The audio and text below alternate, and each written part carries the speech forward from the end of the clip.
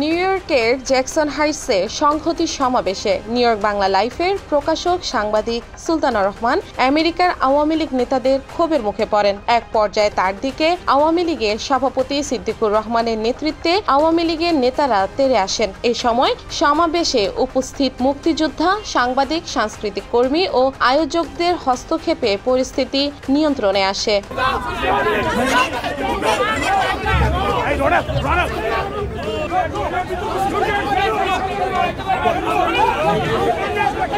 জাতীয় সঙ্গীত পরিবর্তনের দাবি, ৭১-এর শহীদি সংখ্যা নিয়ে অপপ্রচার, সংবিধান সংশোধন সহ মুক্তিযুদ্ধ বিরোধী চক্রান্তের প্রতিবাদে রোববার নিউ ইয়র্কের জ্যাকসন হাইটসে সংহতি সমাবেশের আয়োজন করা হয়।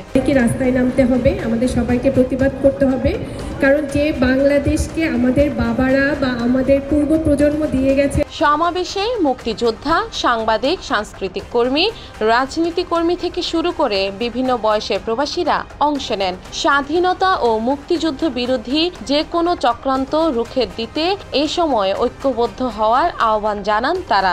সেই বাংলাদেশকে এই মুহূর্তে আমরা যারা মনের মধ্যে ধারণ করি, সেই বাংলাদেশকে ফিরে পেতে আমাদের বারবারই রাস্তায় নামতে হবে, আমাদের বারবার প্রতিবাদ করতে হবে। সাংবাদিক সুলতানা রহমান তার বক্তব্যে বিগত বছরগুলোয় আওয়ামী লীগের ভুলগুলো নিয়ে কথা বলেন। আওয়ামী লীগের শাসনামলে সাধারণ মানুষ সাংবাদিকদের আওয়ামী লীগের দালাল বলে আখ্যায়িত করছে, যা একজন সাংবাদিকের জন্য অপমানকর। আওয়ামী লীগকে নিজেদের ভুল শুধরে দেশ গঠনের আহ্বান জানান। আমি জানি এই আজকের এই অনুষ্ঠানটি হবে শিল্পী, সংস্কৃতি কর্মীদের একটি আয়োজন, কিন্তু এই আয়োজনটি কেমন করে আওয়ামী লীগের একটি আয়োজন হয়ে গেল।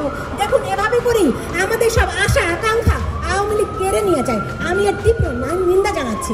আমাদের মুক্তিযুদ্ধের কথা বলতে পারি না, তাহলে আমাদেরকে আওয়ামী লীগের দালাল বলা হয়। আমরা কোনোদিনও দালালি করিনি, তবু আমাদেরকে দালাল উপাধি শুনতে হয়। বাংলাদেশের অস্তিত্ব হুমকির মুখে।